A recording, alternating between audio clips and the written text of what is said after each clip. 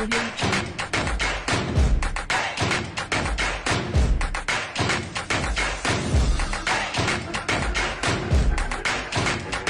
Audio Jungle. Bueno, mis amados, vamos a abrir nuestras Biblias en un libro que en realidad pocas veces se acude a él, pero que contiene enseñanzas, como todo libro de la Escritura, importantísimos o importantísimas. Y se trata del libro de Cantar de los Cantares.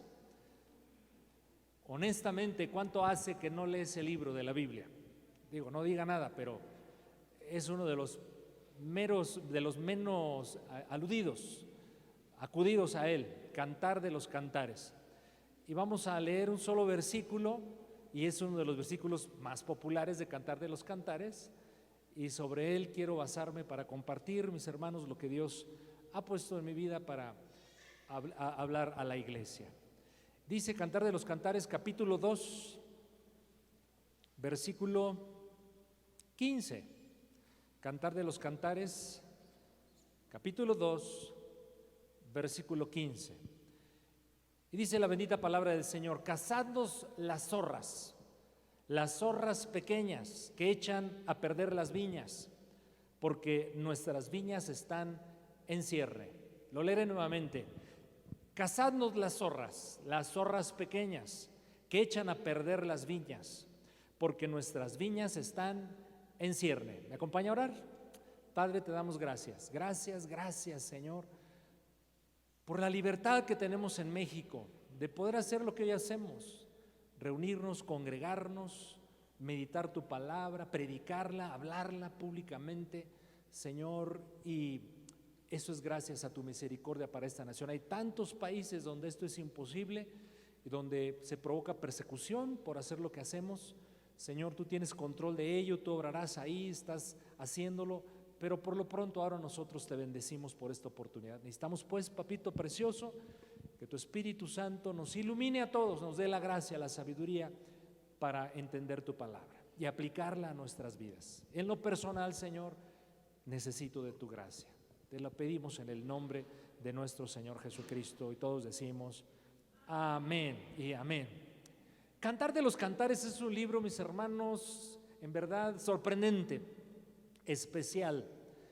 Es un libro que describe la relación de un amado con su amada, y tradicionalmente se recomienda a los esposos leerlo. Y se piensa que su autor, quien lo más probable es que haya sido el rey Salomón, estaba cortejando a una doncella a quien él le había echado el ojo, como decimos los mexicanos, se había enamorado de ella. Intérpretes, siglos después de que fue escrito este hermoso libro, vieron una clara relación entre Cristo y su iglesia a través del contenido de este libro. Ese amado representaba a Cristo, y esa bella doncella, elogiada, seducida incluso por este amado, es la iglesia. Y este hermoso libro, insisto, nos lleva describiendo o a entender esa relación que se va construyendo entre un hombre y una mujer y que quiere culminar en la relación conyugal. Así también describe cómo el Señor Jesucristo nos conquista, la iglesia responde a esos elogios amorosos del Señor y se traban en una relación íntima. Y llegamos al capítulo 2 del libro de Cantar de los Cantares y al versículo 15 que acabamos de leer. Y este versículo 15, digamos que rompe el patrón de esa secuencia que lleva el escritor en la narración de este cortejo de estos dos enamorados, y lanza una advertencia que dice claramente: cacen las zorras, especialmente cacen las zorras pequeñas, porque las zorras pequeñas pueden echar a perder todo un viñedo. Y háganlo, ¿por qué? Porque el viñedo está en ciernes. Un viñedo en ciernes es, a ver si aquí me ayudan con las imágenes que les solicité hace un momento, por favor, era para este momento. Ayúdenme, chicos de producción, y muchas gracias por su servicio. El viñedo en ciernes es apenas floreando, ¿verdad? Todavía no está el fruto completo, no sé si se aprecia aquí un poquito. Eso es una vid en cierne o en ciernes. Y A los zorritos pequeños les gusta, al menos en aquellas latitudes del mundo, comerse esas florecitas que apenas están brotando sus frutos. Vean los zorritos que a continuación les presento. ¿No son lindos los zorritos pequeños, verdad que sí? Son bonitos, los quisiéramos hasta de mascota. Nada más que estos zorritos, mis hermanos, les gusta atacar a las vides, a los viñedos. ¿Y saben qué? Lo hacen de noche, sigilosamente, no se dan cuenta los agricultores. Lo hacen en silencio, y cuando amanece, cuando al día siguiente se visita la viña, se dan cuenta que arrasó como una plaga estos lindos zorritos. Son bien bonitos, ¿verdad? Mis hermanos, así pueden ser los errores que cometemos en la vida, y especialmente en la relación conyugal y en nuestra relación con Cristo. Esas pequeñas cosas, pequeños descuidos, pequeños errores que pensamos no son trascendentes, pero que al prolongarse en el tiempo pueden destruir un matrimonio y pueden destruir nuestra relación con nuestro Señor Jesucristo.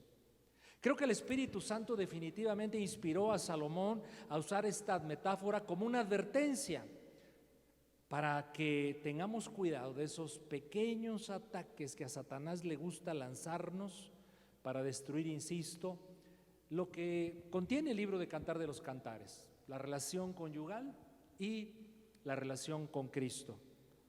Así es que todos nosotros somos propensos, es lo natural, a reaccionar a los grandes asuntos de la vida, ¿no es cierto?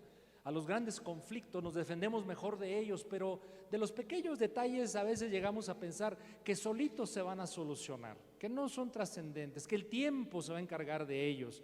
Es un craso error, mis hermanos. Poner atención solo a lo grande, lo cual es correcto, mis hermanos, a veces nos lleva a descuidar lo que puede ser catastrófico porque es pequeño.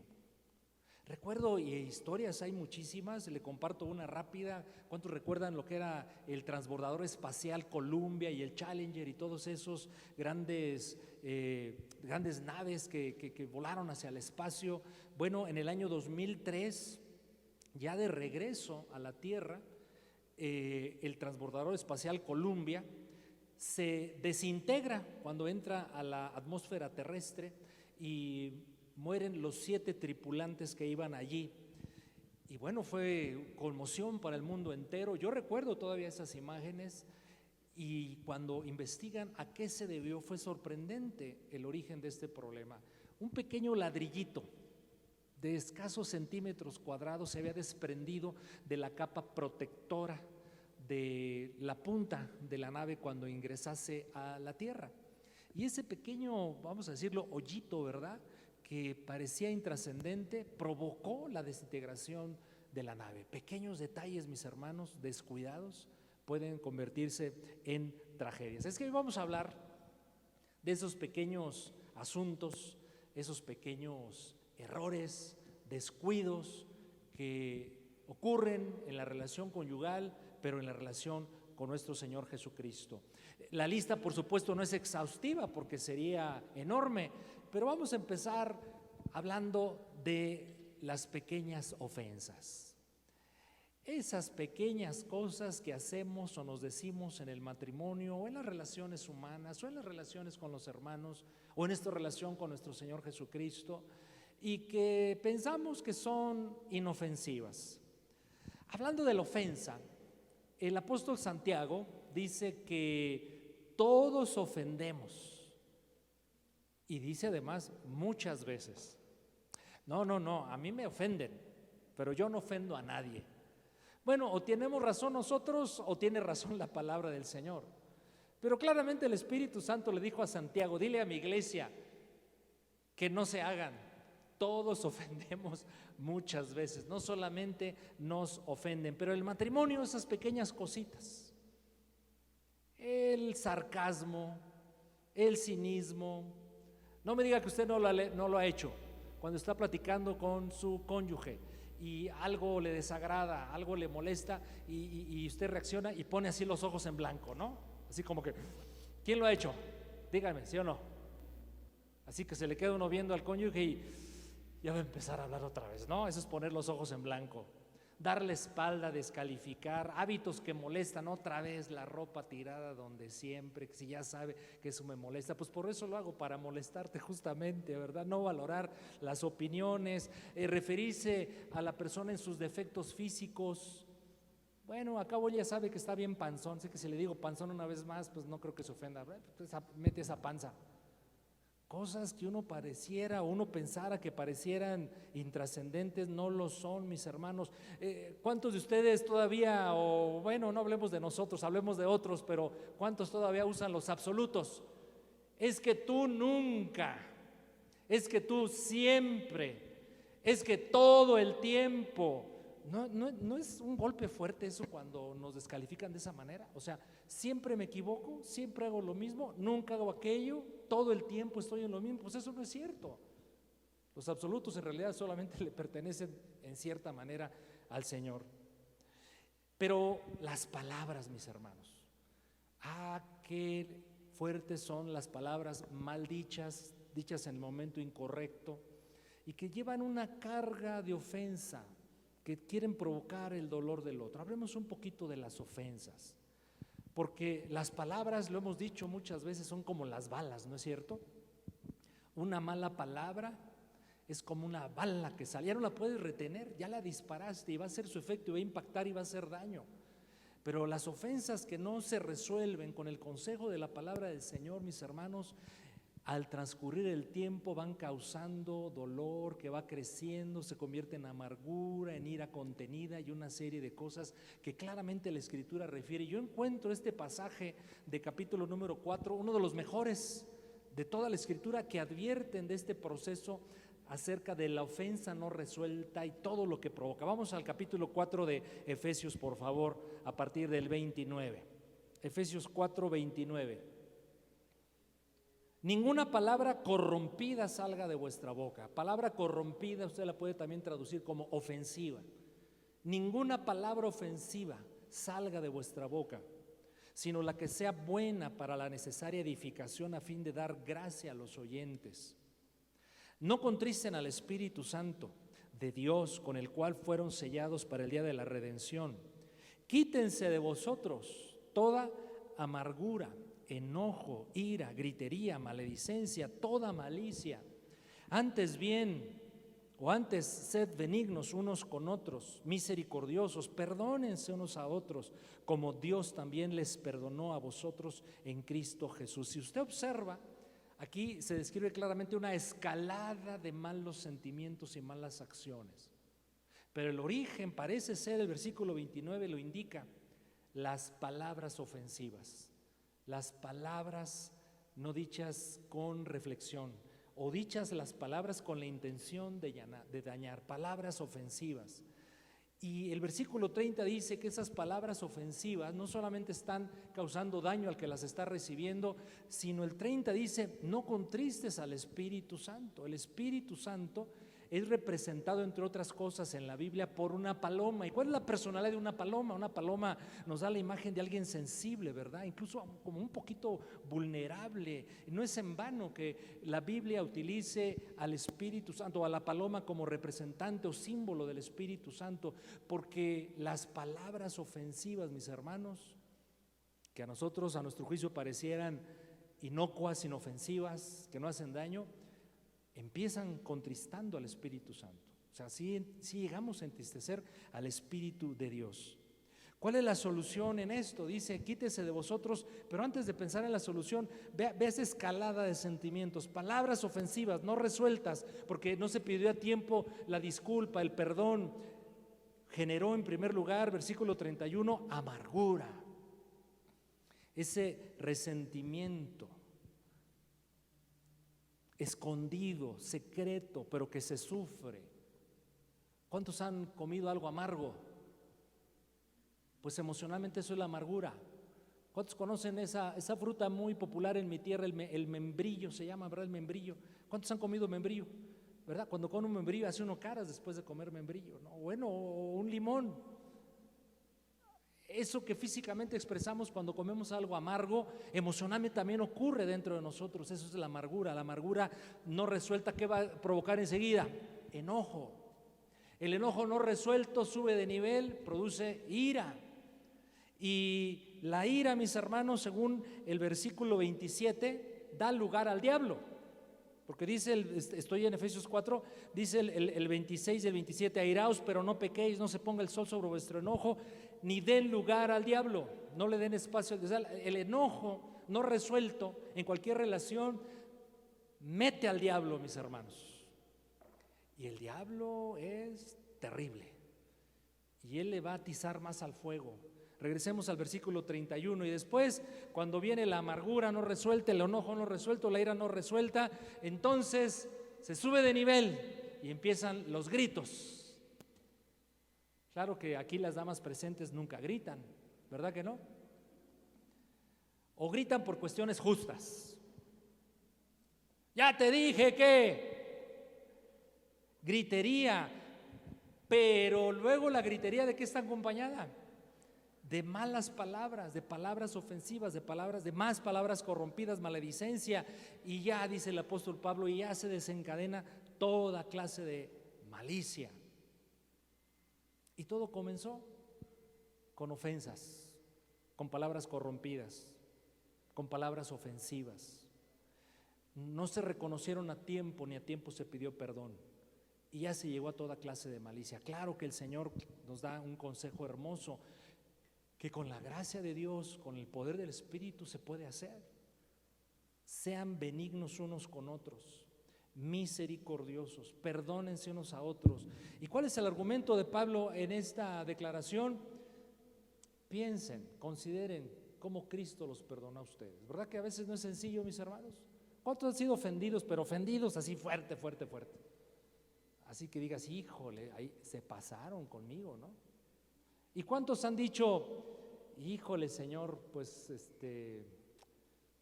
me cuesta mucho trabajo perdonar?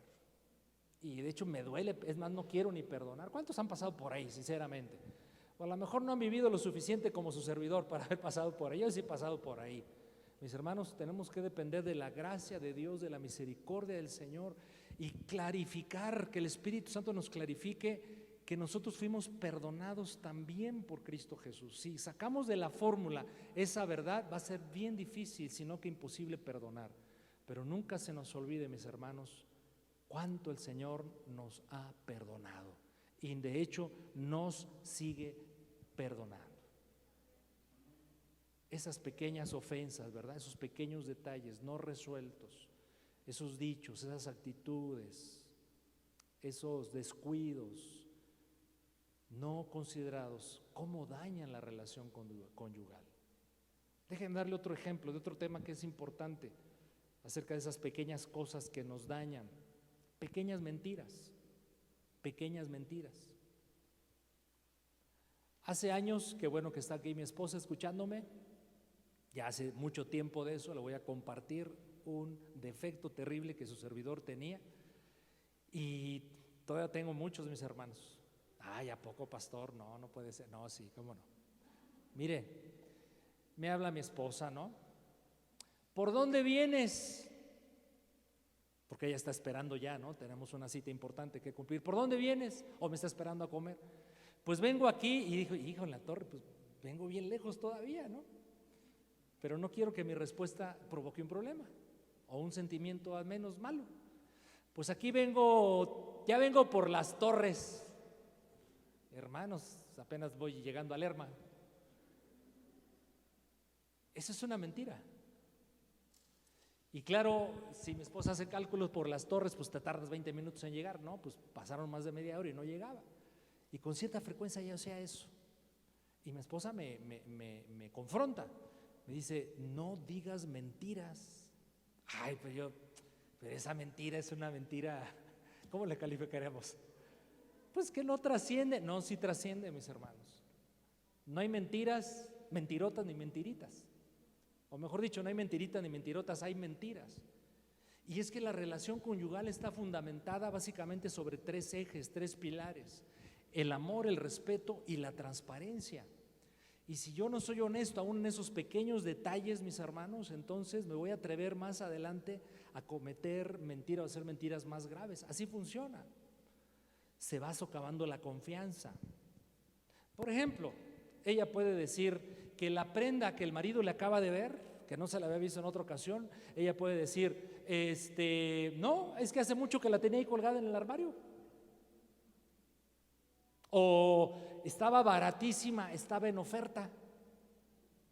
Él puede decir que no llegó a tiempo porque es que no me dejaron salir temprano del trabajo. En realidad se fue a otro lugar. El marido tenderá a ocultarle el sueldo a la esposa. Maridos, yo se los he recomendado aquí, desde aquí es eso, solamente una recomendación, buscando el principio de transparencia en la relación conyugal. No le oculte lo que usted gana a la esposa. Y le voy a dar un buen consejo, deje que ella administre ese recurso. Ella es mejor administradora que usted. Y algunos van a decir, no, pastor, ¿cómo cree? Y ella puede decir, o más bien, si él oculta el sueldo, ella va a ocultar los gastos.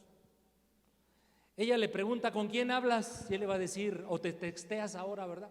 Él le va a decir, con el jefe, con un cliente, déjame ver. No, ya cerré la aplicación, ya me colgó. Ella puede decir que no le dio tiempo de ordenar la casa porque se sintió mal, porque le dolía la cabeza. Y él le puede decir que llegó más temprano porque lo dejaron salir temprano del trabajo, en realidad quería ver el partido. Y esas pequeñas mentiritas que damos por sentado que son inofensivas, repito, van socavando la confianza, que es un pilar de la relación conyugal, y por supuesto la transparencia, que es importantísimo. No es verdad que desde el diseño original de lo que es el matrimonio, el Señor dijo que estaríamos desnudos el uno delante del otro. Y pienso que no solamente se refiere a la desnudez física, sino a la desnudez del alma. Qué lindo, qué paz, qué confianza. A ver cuántos varones casados sabemos aquí, levanten la mano por favor. Qué felicidad es saberse que vivimos con una persona con la cual puedo ser 100% transparente, honesto, y no me va a criticar y no me va a juzgar, sino al contrario, me va a apoyar en mis debilidades, en mis defectos, en mis áreas, digamos, vulnerables. ¿No es verdad que Dios, por supuesto, voy a decir aquí una perogrullada, ¿no? Dios no se equivocó en el diseño del matrimonio. Dios nos dio a los cónyuges o en el cónyuge alguien sobre quien descansar y sentirnos a gustos, felices. Miren, ni nuestros padres que nos cambiaban los pañales nos conocen tan bien como la esposa o como el esposo. Y eso, mis hermanos, es una bendición. Pero las mentiritas, las pequeñas mentiritas pueden socavar esa grande, grande, grande bendición. Le voy a dar un ejemplo así rudo de cómo el Señor aborrece la mentira en medio de su pueblo.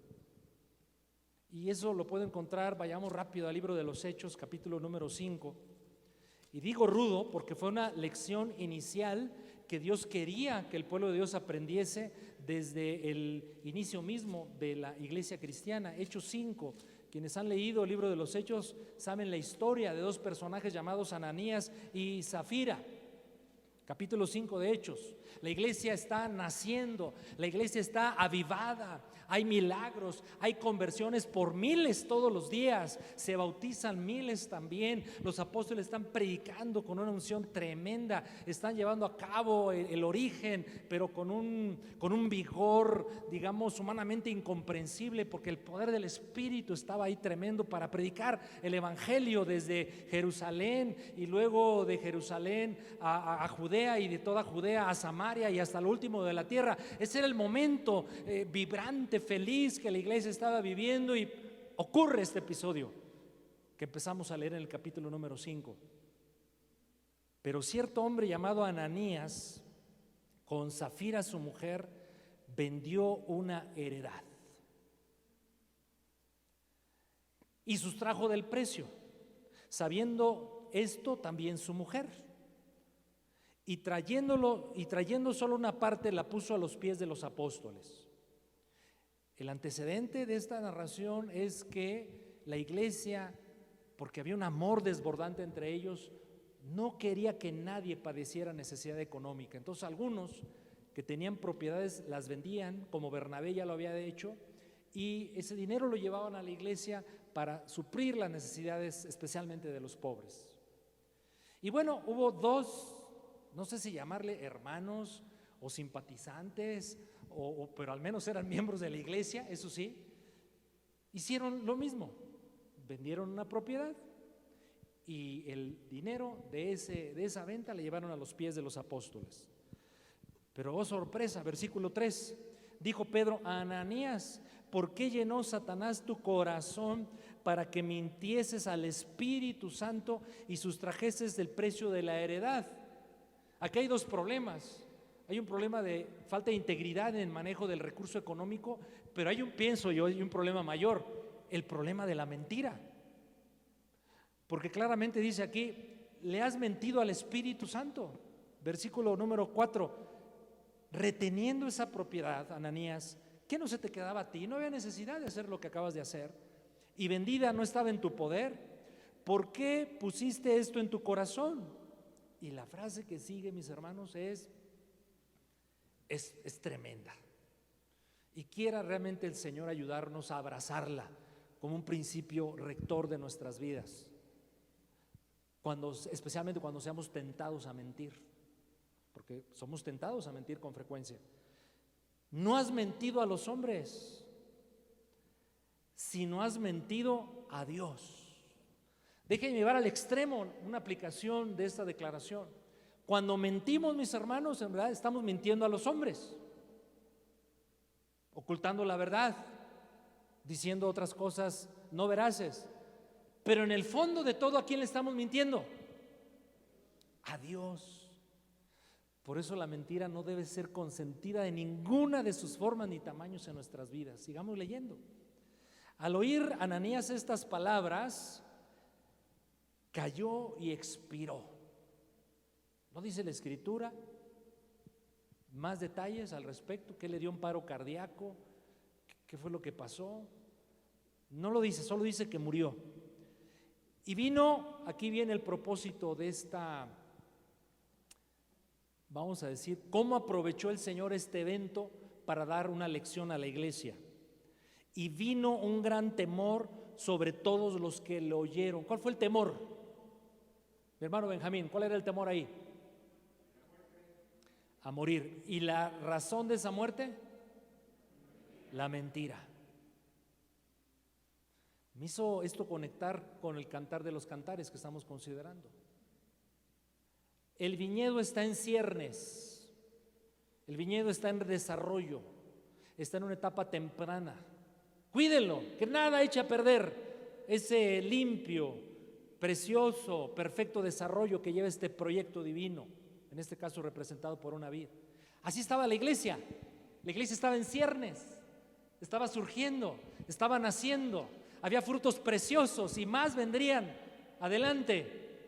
No se podía permitir las zorras pequeñas en la iglesia, que estaba entrando por mentira.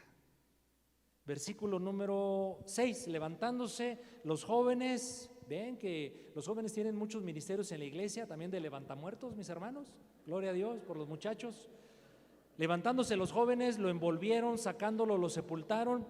Pasando un lapso como de 3 horas, sucedió que entró Zafira, la mujer de Ananías, no sabiendo lo que había acontecido. Entonces Pedro le dice: dime, le dio oportunidad, dime, ¿vendiste en tanto la heredad?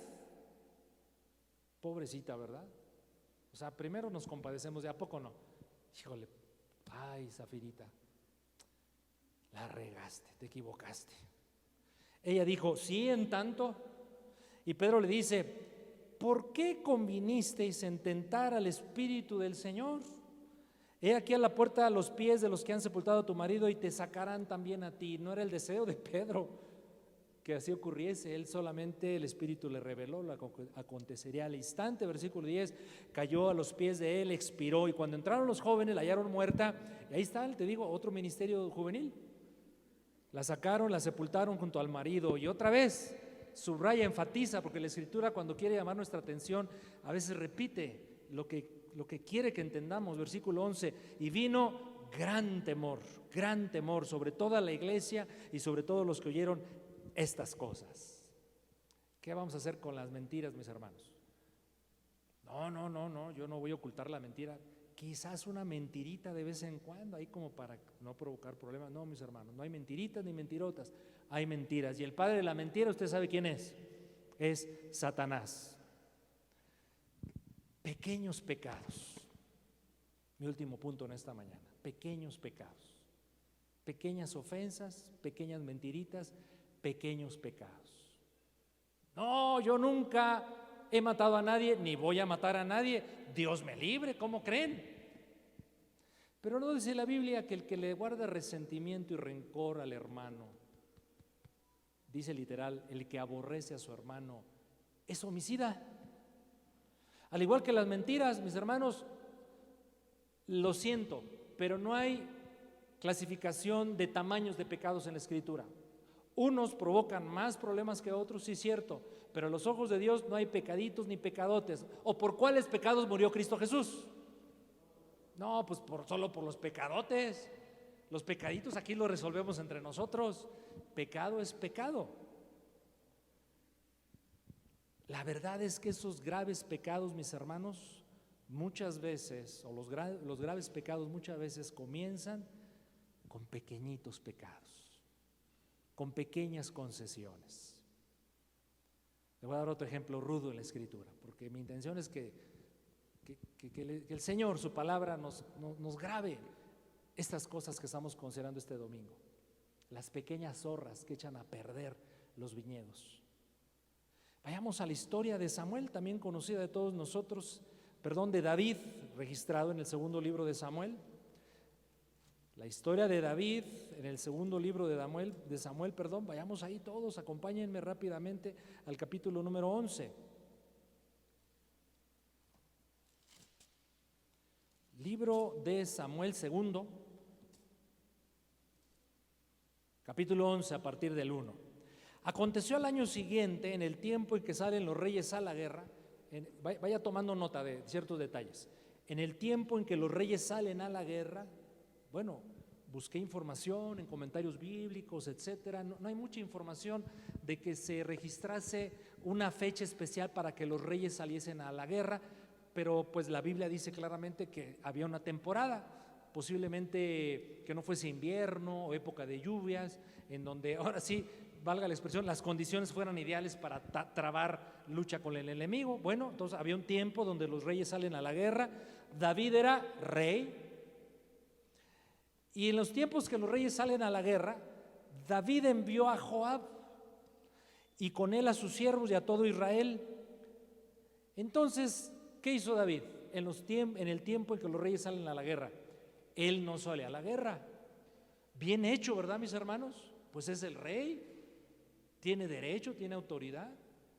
Pero yo puedo leer o acépteme la expresión, trato de interpretar que registre esta manera o esta frase en la Biblia, porque el Espíritu Santo, o más bien la voluntad de Dios, era que David fuese al frente de ese contingente, de ese ejército de Israel para atacar a los enemigos. La voluntad de Dios para David no era que se quedase en palacio, sino que saliese a la guerra. Entonces, primera infracción, David estaba faltando a hacer la voluntad de Dios. Algo quizás a los ojos de muchos parecía inofensivo, a sus ojos pareció inocuo, o sea, sin daño alguno. Bueno, versículo 1 al final dice: y destruyeron a los amonitas, sitiaron Rabá. Y yo creo que David pudo haber dicho también: ¿lo ven? Ni falta hacía que yo fuese, porque dice David se quedó en Jerusalén. Entonces David dijo: tomé una buena decisión, no fui a la guerra. Sucedió, por quedarse donde no debe quedarse, sucedió un día, al caer la tarde, que se levantó David de su lecho. ¿Por qué se levantó David tan tarde? Tampoco la Escritura da detalles. Pudo haber sido una siesta, a veces echamos siesta todos, o algunos. O sería que ese día a lo mejor se desveló anoche y se le hizo tarde, o simplemente no tenía ganas de levantarse. Pudo haber sido atacado a lo mejor por la pereza, no lo sabemos. El dato específico es que él se levantó, llama la atención, ¿no le parece? Se levantó de su lecho por la tarde y se paseaba sobre el terrado de la casa real. Yo me lo imagino, acépteme esta concesión que me hago, me imagino así como que se rascaba el estómago así, a gusto, se estiraba, ¿no? Viendo la ciudad de Jerusalén y ya le había llegado a lo mejor el reporte de que su ejército estaba ganando las batallas y él estaba feliz por no haberse molestado a salir. En fin, estaba contento seguramente o satisfecho. Se paseaba por el terrado de la casa real y vio desde el terrado a una mujer que se estaba bañando, la cual era muy hermosa. También no echa a andar mucho su imaginación en esto que describe la Biblia, pero sí se hace uno preguntas obligadas, ¿no? Y bueno, ¿qué andaba haciendo una señora? Bañándose así. Y alguien lo dijo, ¿verdad? Y es un consejo sencillo, práctico, efectivo. El problema es el segundo. ¿Sí lo entendemos, verdad? El problema es el segundo de tiempo. ¿Dónde clavas tu mirada? ¿Dónde fijas tu mirada? Es imposible evitar ver ciertas cosas porque están enfrente de ti. Pero el problema es el segundo. Es decir, cuando lo prolongas en el tiempo, que fue lo que hizo David. Versículo 3. Pero David no se contuvo, mis hermanos. Ok, ya, vi lo que no tenía que ver y bueno, pues Señor, perdóname y no sé, cuántas cosas se pueden haber hecho. Pero, mis hermanos, Satanás sembró en el corazón de David un deseo impuro terrible. Envió David a preguntar por aquella mujer. O sea, no se detuvo. Ok, ya vi lo que una señora que no debía haber, etcétera. No. Ahora, a ver, averigüe quién es esa mujer. ¿Que David no era casado? Ya tenía 4 mujeres. O sea, ese Davidcito, el hombre conforme al corazón de Dios, mis hermanos, era tremendo con las mujeres. Y digo, la Biblia no lo dice así, pero a lo mejor Salomón le agarró muy bien la onda a su padre David en ese aspecto, y dijo, si mi papá tuvo 4, pues yo voy a tener nomás 1000. Bueno, versículo número 3, y envió David a preguntar por aquella mujer y le dijeron, bueno, ella es Betsabé, hija de Elahim, está casada, es una señora y está casada con uno de tus más leales y eficaces capitanes del ejército, Urías Eteo. Bueno, ¿verdad que, mis hermanos? A ver, vamos a hacer un ejercicio. Cualquier persona en sus 5 sentidos, en su juicio, en su cabal juicio, ¿verdad que ya le hubiera parado ahí? Se hubiera sentido muy mal. O sea, ¿qué andas preguntando por la señora de otra, por favor? Pero así es el pecado, mis hermanos. Los pecadotes comienzan con pecaditos, con concesiones pequeñas, porque pensamos que no pasa de ahí, Si Satanás anda como león rugiente. Sigamos leyendo. Y envió David mensajeros, ya nada más. Este David, da coraje leer esto, mis hermanos. Yo te voy a decir por qué. Bueno, usted ya lo sabe. Y envió David mensajeros y la tomó. ¿Qué se merece el rey? Pues lo mejor. Soy el rey, ¿no? Abusó de ella, la convenció. Sugiere la escritura con eso, la tomó, que impuso su autoridad de rey para abusar de esta mujer. Tampoco ella como que se defendió mucho, ¿verdad, mis hermanos? Vino a él, durmió con ella, luego ella se purificó de su inmundicia, se volvió a su casa. Hay pecados que se pueden ocultar, no a los ojos de Dios, a los ojos de los demás. Pero hay pecados, mis hermanos, que tarde que temprano se van a ver. Y la fornicación, el adulterio, es uno de ellos, cuando provoca embarazo. Y en este caso, embarazo no deseado. Versículo número 5, concibe la mujer y lo envía a saber a David y le dice, mi rey, ¿qué crees? Que vas a tener un hijo. Estoy encinta. Entonces David envió a decir a yo creo que ya lo captamos todo, ¿verdad, mis hermanos? Cómo va aumentando la maldad, cómo van aumentando los pecaditos, se convierten en pecados, en pecadotes y en cosas más graves.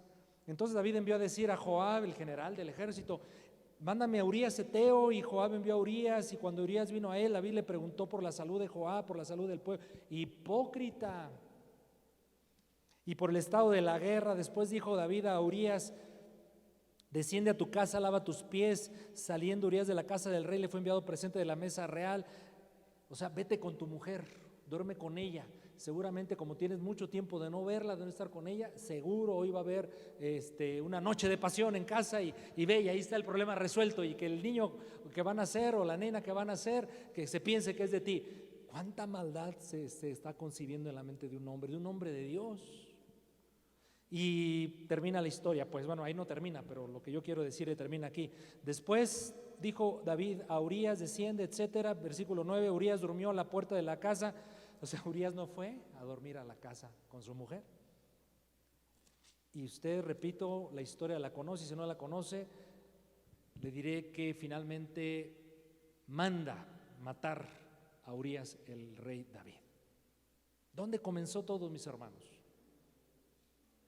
En un pequeño descuido, en una pequeña concesión que no se revisó a la luz de la palabra de Dios, a la luz de la voluntad de Dios. Lo que voy a platicar es real, de las cosas que uno va observando en su andar en Cristo y en la iglesia. Y un caso, un joven matrimonio, bien bonito matrimonio. Él en el trabajo necesitaba la computadora como una herramienta fundamental del trabajo, como ahora es tan usada la computadora en nuestros trabajos todos. Y le sale un anuncio de una página de pornografía. Es posible que luchó quizás él algunos días, ¿verdad?, rechazando eso, pero ¿qué creen? Hubo un día donde dijo este muchacho: pues a ver de qué se trata. Clic. Un clic. ¿Cuánto dura un clic, mis hermanos? Hacer un clic. ¿Cuánto tiempo toma hacer un clic? Nada, menos de un segundo. Clic. Se abre la página. Es seducido con escenas terribles, perversas. Y para hacer la historia, que es larga, corta, este muchacho es atrapado en la pornografía. Un joven casado con su esposa, una linda esposa. Eso le provoca más cosas, seguramente luchas, etcétera, pero hace que baje su guardia, la guardia que un varón debe, y una esposa también, debe siempre tener muy firme. Y entonces empieza el coqueteo con una compañera de trabajo. Ella está afectada por la pornografía. Ahora se abre otra puerta, coqueteando con una compañera de trabajo. La compañera de trabajo los seduce, se hacen amantes. Resulta enferma la mujer, enfermedad venérea. Él se contagia de esa enfermedad venérea. Él contagia a su esposa de esa enfermedad venérea. A punto de destruirse ese matrimonio. No fue sino la gracia de Dios que obró en ese matrimonio, y le dije que la historia larga se le iba a hacer corta. Finalmente reconocieron su pecado, especialmente él, se arrepintió delante de Dios. Dios en su misericordia lo sanó, lo perdonó, sanó a la esposa, y ese matrimonio está fuerte, vigente, en el camino del Señor, bien. Pero yo digo, ¿y para qué tanto brinco estando el piso tan parejo? Todo comenzó con algo que parecía que tú controlabas, que este hombre controlaba, que él podía con ello.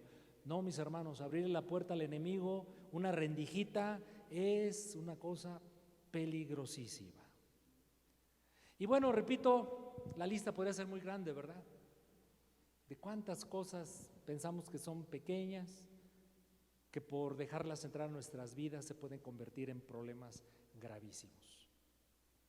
Termino entonces compartiéndole acciones claras, concretas que la Biblia nos dice, porque la orden del texto, porque en el texto que leímos al inicio, mis hermanos, cacen las zorras, es una orden, cacen las zorras. ¿Qué hay que hacer a esas zorras pequeñas? Mátenlas, aniquílenlas, no dejen que estén aquí en los viñedos, porque si las dejamos van a acabar con el viñedo. Cácenlas, mátenlas, no den tregua, no les den entrada. Son pequeñitas las zorritas, como vimos en la foto, ¿verdad que están bien bonitas? Son bonitos los zorritos pequeños, les quisiera, repito, uno de mascotas, pero no, cásenlas. ¿Qué acciones para cazar esas zorras yo le propongo? Y para terminar en esta mañana, en primer lugar, lo más importante, mis hermanos, nunca perder el temor a la palabra de Dios. No, el temor a Dios sí, pero el temor a su palabra, porque la palabra es bien explícita en tantas cosas. Segundo de Samuel 12:9, hablando de la historia de David.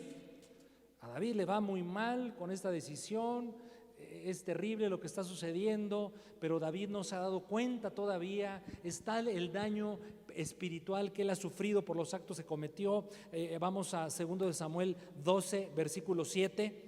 12, versículo 7. Entonces dijo Natán a David: tú eres aquel hombre cuando lo confronta con el pecado, con el adulterio, con el homicidio. Tú eres ese hombre que ha cometido esas faltas terribles delante del Señor.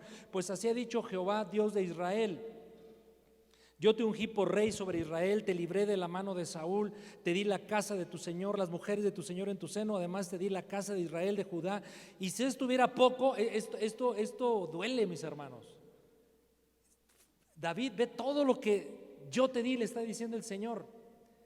¿Y qué crees, David? Yo quería darte todavía muchísimo más. ¿Cuántos proyectos, cuántos ministerios, cuántos llamados, cuántos matrimonios, cuántas relaciones con hijos, cuánta obra de Dios, mis hermanos, se ha cancelado, se ha truncado por esos pequeños pecaditos que se consintieron al principio, no se resolvieron con la sangre de Cristo, fueron avanzando, creciendo y creciendo, e hicieron su labor de destrucción.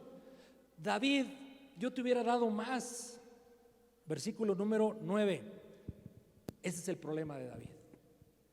Y es el problema tuyo y mío, que eventualmente usa Satanás para tentarnos y hacernos caer. ¿Por qué tuviste en poco la palabra de Jehová? Pues qué tanto es tantito, ¿verdad, mis hermanos? Total, una no es ninguna, ¿no es cierto? ¿Por qué pues tuviste en poco la palabra de Jehová, haciendo lo malo delante de sus ojos? Tener en poco la palabra del Señor, mis hermanos, es lo más peligroso que podemos tener en nuestras vidas. Dice el Salmo 119, versículo 11. Salmo 119, versículo 11. En mi corazón he guardado tus dichos para no pecar contra ti. En mi corazón he guardado tus dichos para no pecar contra ti.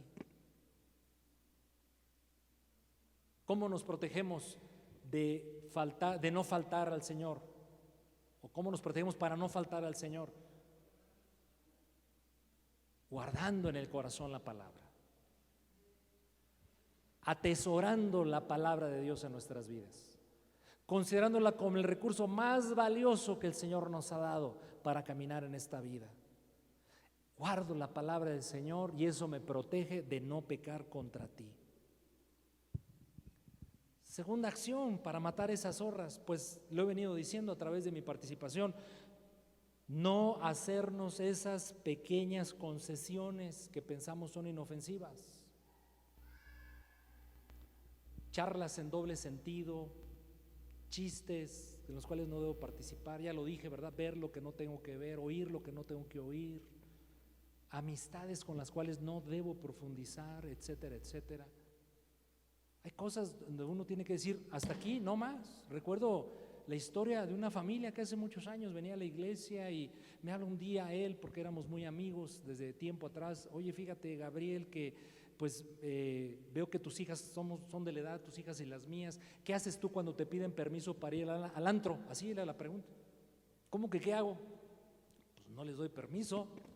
Oye, no, Gabriel, pero mira, son jóvenes y sus amigos son los que van al antro y pues todo el tiempo están aquí encerradas y pues en la semana pues las tareas, pues solamente el fin de semana, o sea, el propio papá ya justificando la acción para darle permiso al hijo. Le digo: mira, así no te hable un mes, se molesten, se enojen, cierra esa puerta, no la abras. Si la abres te puedes arrepentir. Mis hermanos, como si fuera profeta, qué triste, ¿verdad? Pues sí le da permiso, y claro, la chica es seducida en esos ambientes de luces, de muchachos, de baile, de jóvenes guapos, de chicas guapas, etcétera, etcétera. Pues se apartaron del Señor las jovencitas. Hay puertas que no debemos abrirles a los muchachos por más que nos presenten argumentos, por más que nos quieran convencer. Es fácil darnos cuenta dónde nos puede llevar una acción que parece al principio inofensiva, pero que a la postre es destructiva. Y entonces, mis hermanos, aquí el principio de no hacernos esas pequeñas concesiones tiene que ver con lo que Pablo le enseñó a la iglesia de Corinto. Permítame extenderme un poquito más, creo que esto es importante. Primera de Corintios, capítulo número 5, por favor. Primera de Corintios 5.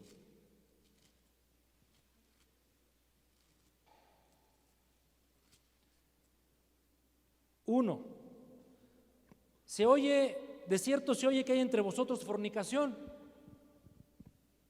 tal fornicación cual ni aún se nombra entre los gentiles, tanto que alguno tiene la mujer de su padre. La iglesia de Corinto, usted lo sabe, era una iglesia llena de dones del Espíritu Santo, pero falta de amor y con falta de integridad. Vosotros están envanecidos con todo eso que tienen de parte del Señor, pero no debieran más bien lamentarse por lo que está pasando. Ciertamente yo, ausente en cuerpo, pero presente en espíritu, ya como presente he juzgado al que tal cosa ha hecho.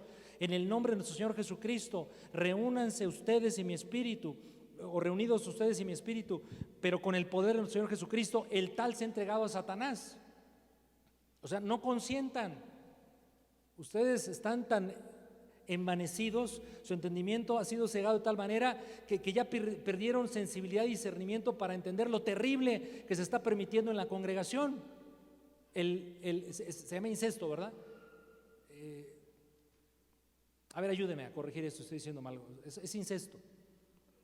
El tal se ha entregado a Satanás, o sea, se ha sacado de la comunión del pueblo, de la iglesia, para que Dios trate con su carne, para destrucción de su carne, a fin de que el espíritu sea salvo en el día del Señor. No es buena vuestra jactancia, Corintios. Y aquí viene el principio. ¿Qué no saben? Me imagino al apóstol Pablo con celo de Dios, ¿verdad? Incluso molesto y con autoridad, pero queriendo que la iglesia entienda. ¿Qué no saben? Que un poquito de levadura puede echar a perder la masa. Límpiense pues de la vieja levadura para que sean nueva masa, sin levadura como son, porque nuestra Pascua, es decir, aquel que murió en la cruz del Calvario, que fue sacrificado, etcétera, etcétera, esa Pascua que es Cristo Jesús ya fue sacrificada por nosotros. Así es que no hacernos, mis hermanos, concesiones pequeñas, porque un poquito de levadura. Aquí en la congregación vienen familias que se dedican al oficio, al trabajo, al negocio de hacer pan, pasteles, etcétera. Ellos saben lo que hace la levadura. Un poquito de levadura, leuda, llena de hongos, porque la levadura es un hongo, toda la masa necesaria para que esponje así rico. Y luego nos comemos las conchitas y ya desayunaron, por cierto, mis hermanos, los cuernos y todo eso, ¿verdad? Necesaria la levadura para inflar. Pero un poquito de levadura, mis hermanos, puede echar a perder toda la masa. Y finalmente, levanten la mano los que son discípulos de Cristo. Amén.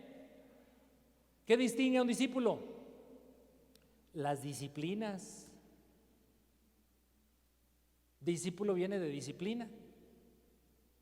Sin las disciplinas espirituales cristianas bíblicas, mis hermanos, estamos perdidos. Disciplinas elementales básicas, tan básicas que a veces las obviamos y las olvidamos de hacer o no las hacemos en forma de vida. La oración, la meditación de la palabra, el congregarnos.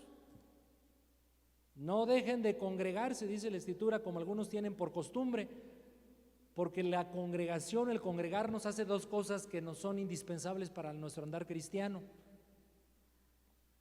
estimularnos al amor y a las buenas obras. No, yo solito, pastor. Dios es un Dios de orden, tú no puedes ganarle a Dios. El diseño de Dios es perfecto. El congregarnos, mis hermanos, entre otros beneficios, nos trae el estímulo para andar en amor y hacer buenas obras. Y ya lo dije, tener presente siempre el sacrificio de Cristo. Cristo Jesús no murió solo por pecadotes, murió por pecaditos también, porque al final de cuentas todos son pecados. Tomamos un tiempo para orar, mis hermanos. Vamos a hablar con Dios. Cazadnos las zorras pequeñas que echan a perder las viñas, porque nuestras viñas están en cierne.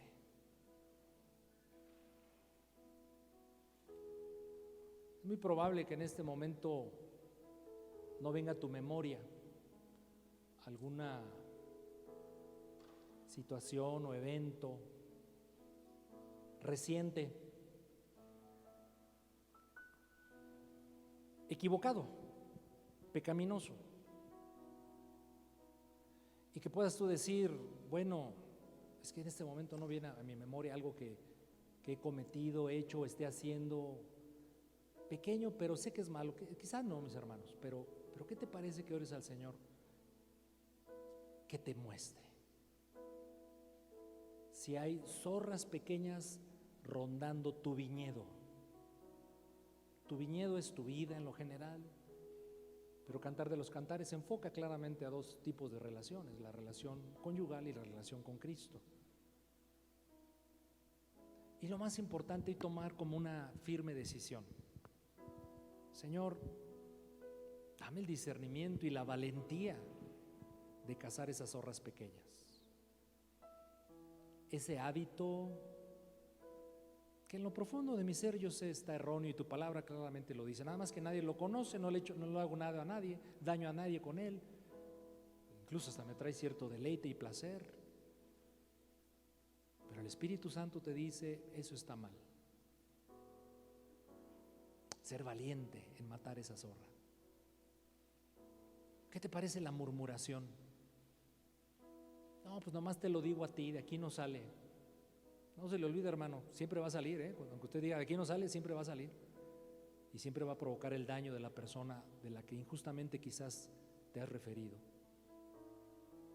Las mentiritas, pues es una mentirita, no pasa nada. Yo no voy a mentir nunca acerca de $1,000,000, es mucho dinero, pero pues 100 pesitos, ¿qué son? Un billetito de 100 pesos. Y le digo, la lista podría ser larguísima. Lo importante es tener siempre presente nuestro deseo de honrar al Señor, de agradar a Dios de forma radical. No hay otra manera, mis hermanos, de seguir al Señor y servirlo más que en forma radical, profunda, fuerte, valiente. Porque Cristo te quiere fuerte y valiente, porque Cristo te quiere firme, porque Cristo te quiere vencedor, ganador. Es por esto esta clase de mensaje. Porque el Señor no quiere que nada robe sus bendiciones que quiere seguir derramando en tu vida.